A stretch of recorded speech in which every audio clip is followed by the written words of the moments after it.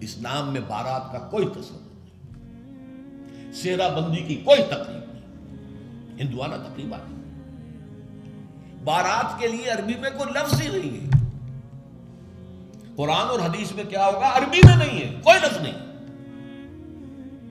یہ خالص عجمی لفظ، بارات عجمی ہے، ایرانی ہے، اس کا اسلام سے کوئی تعلق نہیں، جڑ کٹ جائے اس کی۔ یہ بھی ہندوانہ تصور ہے۔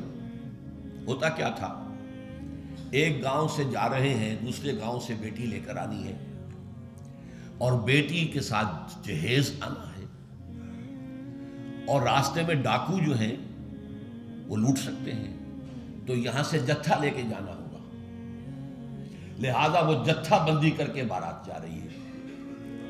اب وہ جا کر جنج گھر جو بنے ہوئے ہیں وہاں پر ٹھہر رہی ہے، 2 دن 3 دن عیش کر رہے ہیں، کچھ چھرے اڑا رہے ہیں لڑکی والوں کے پیسے پر، پھر وہ مال غنیمت سے لدے پھدے واپس آ رہے ہیں، لہذا وہ جتھا حفاظت کرتا تھا۔ یہ سارا ہندوانہ تصور ہے، اسلام سے کوئی تعلق نہیں۔ تو نمبر 1 نکاح مسجد میں، نمبر 2 کوئی دعوت طعام ہی نہیں، کوئی بھی نہیں، نو انٹرٹینمنٹ واٹس ایور لڑکی والوں کی طرف سے۔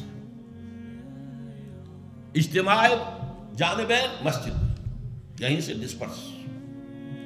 حضرت فاطمہ کو تو وداع کرانے کے لیے حضرت علی گئے بھی نہیں تھے۔ نکاح کے بعد کچھ خواتین حضرت فاطمہ کو لے کر حجرے میں چھوڑ آئی تھی جا کر، جو ایک انصاری صحابی نے حضرت علی کو دیا تھا، ورنہ ان کے پاس حجرہ بھی نہیں تھا۔ 3 باتیں ہو گئی۔ چوتھی بات، ولیمہ جو ہے اس کی تاکید ہے۔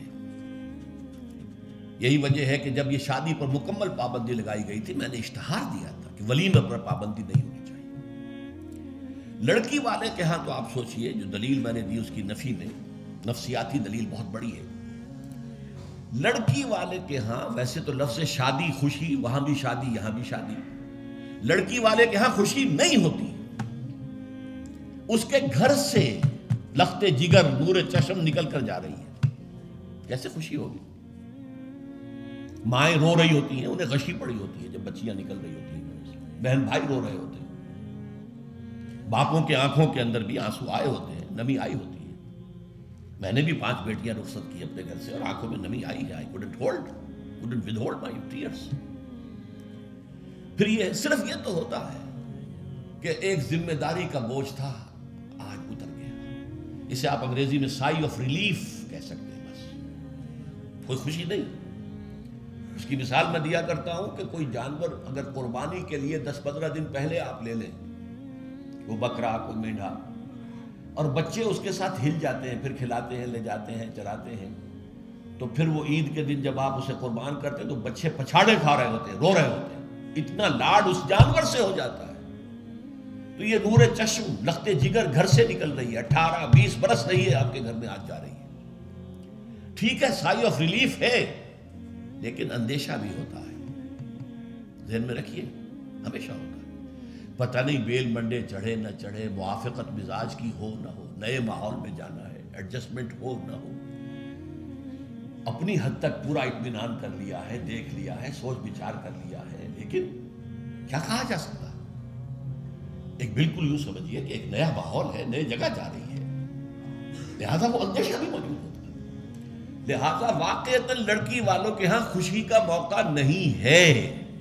ان کے ہاتھوں مرغ پلاؤ کھانا بے غیرتی ہے۔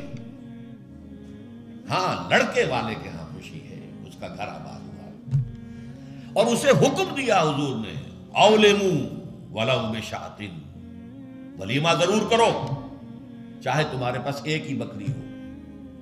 وہ ایک ہی بکری در حقیقت ان کے ہاں مفلسی کی سب سے بڑی شکل ہو سکتی تھی، لیکن بھیڑیں بکریاں پالنا تو ان کا پیشہ تھا۔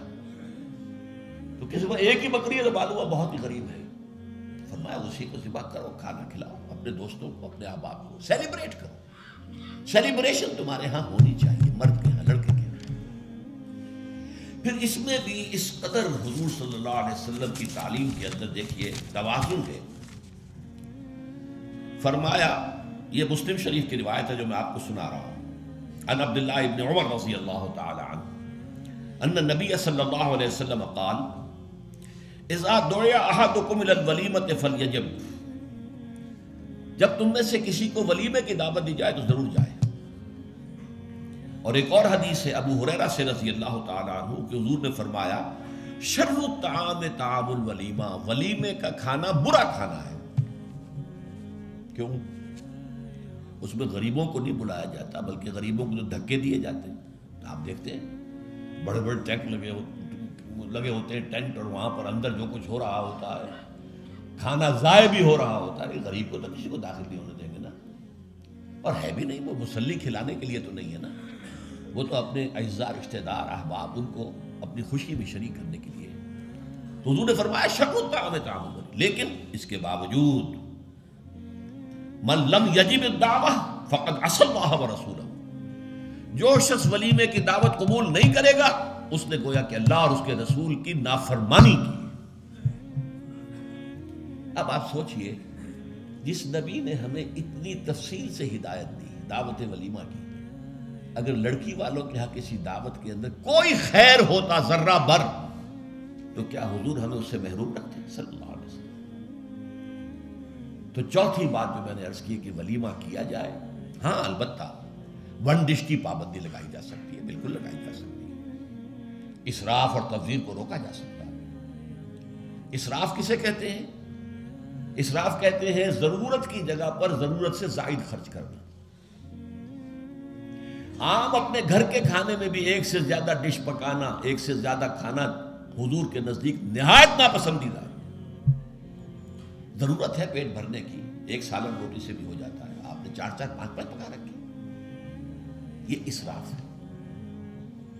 اسی طریقے سے اگر دعوت کے اندر بھی ون ڈش کی پابندی ہو تو بالکل ٹھیک ہے، اس کے اندر کوئی حرج نہیں، لیکن یہ کہ اس میں اب جو کیا گیا ہے کہ میٹھے کے اوپر پابندی، بالکل یہ صحیح نہیں ہے۔ میٹھا حضور کو بہت مرغوب تھا، پسند تھا، تو اس میں یہ کہ ایک ڈش میٹھے کی، یہ نہیں کہ 3 4 ڈشیں، دال کا حلوہ بھی ہے، گاجر کا حلوہ بھی ہے، اور فلاں بھی ہے، اور فلاں بھی ہے، اور پھر کھیر بھی ہے۔ لہذا ولیمے کی اجازت ہونی چاہیے، اور ظاہر بات ہے کہ ہر شخص اپنی سطح کے مطابق کرے گا، اور وہ آدمی بھی بلائے گا، جو کم ہی بلا سکتا ہے وہ کم بلائے گا، جو زیادہ بلا سکتا ہے زیادہ بلائے گا۔ اس کے اوپر بھی کوئی خاص پابندی لگانے کی ضرورت نہیں ہے۔ لیکن ظاہر بات ہے جو میں نے ایک بات کی ہے، اس سے شادی بیاہ کے اخراجات کا ایک حصہ تو بالکل ختم ہو گیا نا، لڑکی والوں کی طرف سے تو زیرو ہو گیا، نہ کوئی سیلیبریشن، نہ کوئی دعوت، نہ کوئی خیمے لگانے کی ضرورت، نہ کچھ اور ریسیپشن، کچھ نہیں، کیسے بالکل زیرو۔ لڑکے والے جو ہیں دعوت ولیمہ، اور اس کے اندر ظاہر بات ہے کہ اپنے ساتھیوں کو، دوستوں کو، اعزاء کو، اقارب کو، جس حد تک بھی اس کے لیے ممکن ہے۔ اچھا یہاں تک فرمایا حضور نے کہ اگر تمہارے کسی بھائی نے نکاح کیا ہو اور اس کے پاس کچھ بھی نہیں ہے کہ وہ ولیمہ کر سکے، اپنے گھر سے کھانا لے جاؤ اور جا کر اس کے ہاں بیٹھ کر کھا، سیلیبریٹ کرو، اس کی خوشی میں شریک ہو جاؤ۔ یہ کس قدر فطری تعلیمات ہے، غور کیجیے۔ جیسے کہ میں نے بتایا کہ اصل خوشی جو ہے وہ لڑکے والے کے، اس کا گھر آباد ہوا، لڑکی والے کے تو خوشی نہیں ہے، ان کے ہاں سے تو ایک فرد جو ہے وہ نکلا ہے۔